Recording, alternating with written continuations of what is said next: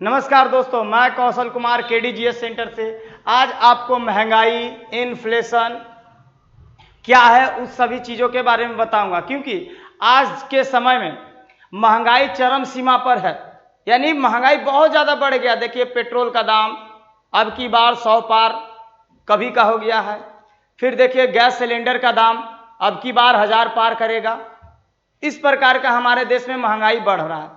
तो इन्फ्लेशन, महंगाई होता क्या है, ठीक है। फिर मंदी क्या होता है, यानी कि डिफ्लेशन, वस्तु का दाम कब कम क्या होता है, तो इसको हम लोग समझेंगे। तो देखिए, सबसे पहले महंगाई को मुद्रास्फीति कहते हैं या इन्फ्लेशन कहते हैं। इसका तीनों शब्द एक ही होता है। इन्फ्लेशन, मुद्रास्फीति या महंगाई, तीनों एक ही है, ठीक है। अब देखिए, इन्फ्लेशन में क्या होता है, मान के चलिए कोई वस्तु है, उसका सामान्य कीमत है, जैसे 0 रुपया था, 0% था। जो इसका इंक्रीजमेंट होता है, दाम बढ़ना, वस्तु के कीमत में वृद्धि ही महंगाई कहलाता है या मुद्रास्फीति कहलाता है। अब इसको इकोनॉमिक टर्म में समझिएगा तो कहा जाता है जो आपका रुपया होता है उसका परचेजिंग पावर कम हो जाता है। अगर इकोनॉमिकल टर्म में होता है कि पैसा का परचेजिंग पावर कम हो जाता है। जैसे अब आप 100 रुपया लेके जाते थे, बर्गर पिज्जा खा के आ जाते थे, अभी जाते तो 300 रुपये में बर्गर पिज्जा मिलता है। उस 100 रुपये में पिज्जा बर्गर खा पाइएगा? जो 300 वाला अभी हो गया है वो नहीं खा पाइएगा। 2012 में 12 रुपया किलो आटा था, 20 रुपया किलो आटा था, जो भी था। आज 32 रुपया किलो आटा है। आज 20 रुपया लेके जाइएगा तो 1 किलो नहीं ना देगा। मतलब ये 20 रुपया का परचेजिंग पावर कम हो गया कि नहीं हो गया? तो मुद्रास्फीति में क्या होता है, रुपया का परचेजिंग पावर कम हो जाता है। कोई दिक्कत? अब इन्फ्लेशन को कंट्रोल करने के लिए वस्तु का कीमत को कम करने का स्थिति को ही, वस्तु का कीमत को कम करने के लिए दो व्यक्ति पॉलिसी बनाता है। एक आरबीआई बनाता है, एक हमारा फाइनेंस मिनिस्ट्री बनाता है। आरबीआई को बनाने के लिए शक्तिकांत दास हैं, ठीक है, जिसको हम लोग मौद्रिक नीति या मॉनेटरी पॉलिसी कहते हैं। और जो हमारे वित्त मंत्री बनाती है उसको हम लोग फिस्कल पॉलिसी या राजकोषीय नीति कहते हैं। अब ये दोनों में क्या होता है, ये टैक्स को बढ़ा देते हैं। टैक्स को बढ़ा देंगे, उससे क्या हो जाएगा, आदमी के पास पैसा कम जाएगा। क्योंकि मुद्रास्फीति, पैसा का वैल्यू कम होने के पीछे रीजन क्या है कि व्यक्ति के पास पैसा ज्यादा हो जाता है, और पैसा ज्यादा होने के चलते वो ज्यादा खरीदने लगता है, ठीक है। और पैसा का मार्केट में फ्लुएंस बढ़ जाता है, वस्तु का कीमत का एक बढ़ जाता है। जैसे समझिए, कोई नहीं जा रहा था मशरूम खरीदने, ठीक है। अब पता चला कि मशरूम में इम्यूनिटी पूरा बढ़ रहा है। एक बैगे जाकर धड़ाक धड़ाक खरीदने लगा। जो मशरूम 40 रुपया डब्बा में मिल रहा था वो 100 रुपया हो गया। देखिए, एकदम जो सब्जी आपको 100 रुपये में झोला भर के मिलता था, ये 6-6 को नोट लेके जा रहे थे, नहीं मिलता है भर झोला। मतलब ये महंगाई हो गया, रुपया ज्यादा बढ़ गया, ठीक है। तो ये क्या करते हैं, टैक्स बढ़ा करके पैसा खींचने चाहते हैं। अभी क्या करते हैं शक्तिकांत दास जी मॉनेटरी पॉलिसी के तहत, ये क्या करते हैं, ब्याज का रेटे बढ़ा देते हैं।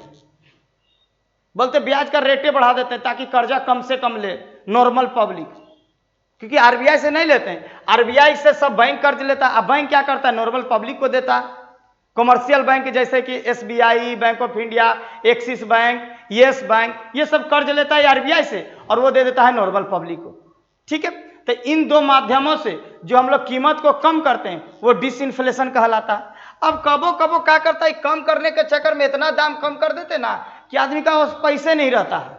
अब पैसा नहीं रहेगा तो खरीदने कम जाएगा कि नहीं जाएगा, तो उसे क्या होता है, वस्तु का कीमतें पूरा घट जाता है। अब वस्तु का कीमत कम होना ही डिफ्लेशन है।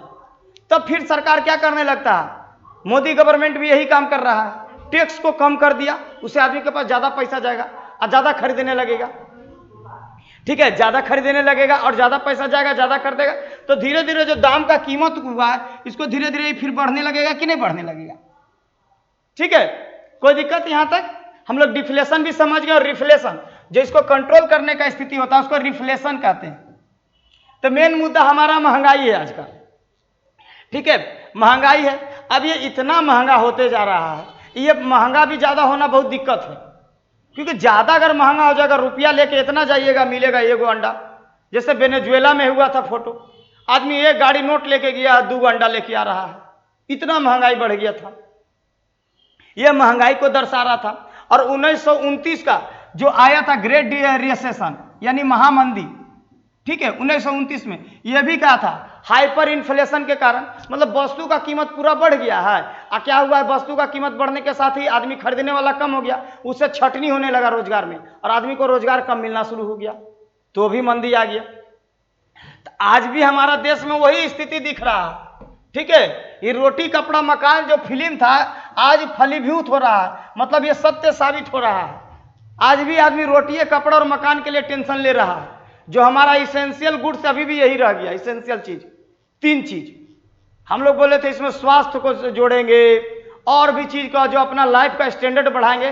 तो जैसे जैसे हमारा लाइफ का स्टैंडर्ड बढ़ेगा वैसे वैसे वस्तु को जोड़ेंगे। क्या जोड़ेंगे हम लोग? ठीक है, यहां पर पूरा सब्जियों का दाम बढ़ गया है, और ये बार बार पॉलिसी बना रहे हैं, बार बार पॉलिसी बना रहे हैं, लेकिन पॉलिसी फेल हो जा रहा है। अरे बार बार बोलते हैं हम प्याजे नहीं खाते हैं, और प्याज का कीमत बढ़ा देते हैं जनवरी फरवरी में। अब जनवरी फरवरी में पिकनिक का समय होता है, आदमी जा नहीं पाता है। तो सरकार को क्या चाहिए कि ठीक है कि एक ऐसा नीति बनाए ताकि जनता को कम से कम कीमत दे करके ज्यादा से ज्यादा सामान तक पहुंच हो। जो मार्केट में मंदी का स्थिति आया है, रोजगार का छटनी हुआ है, ठीक है, काम से लोगों को हटाया गया, उसको रोजगार देने के लिए नया नया इंडस्ट्री को स्टेब्लिश करे, तब पैसा आदमी के पास आएगा। ठीक है, तो इससे हम लोग क्या कर सकते हैं, महंगाई को ऐसे भी कंट्रोल कर सकते हैं। अब ऑयल प्राइस है, कहते हैं कि हम लोग मार्केटिंग करने के लिए छोड़ दिए हैं। ठीक है, ये सब प्राइवेट कंपनियां करती हैं। तब हम बताएंगे आपको कि किस प्रकार से ऑयल का प्राइस इंक्रीज करता है और डिक्रीज करता है, ये अगले वीडियो में। आज आपको इन्फ्लेशन के बारे में समझा दिए हैं, इन्फ्लेशन क्या होता है, डिफ्लेशन क्या होता है, रिफ्लेशन क्या होता है। अब अगले टॉपिक में हम आपको बताएंगे repo rate, reverse repo rate. ठीक है, फिर क्या आपको बताएंगे ओएमओ क्या होता है, ओपन मार्केट ऑपरेशन। उसके बाद आपको बताया जाएगा liquidity SLR, statutory liquidity ratio. उसके बाद एक अगला बता दिया जाएगा कैश रिजर्व रेशियो। इतना चीज आपको हम अगले वीडियो में बताने का प्रयास करेंगे। ठीक है, नमस्कार।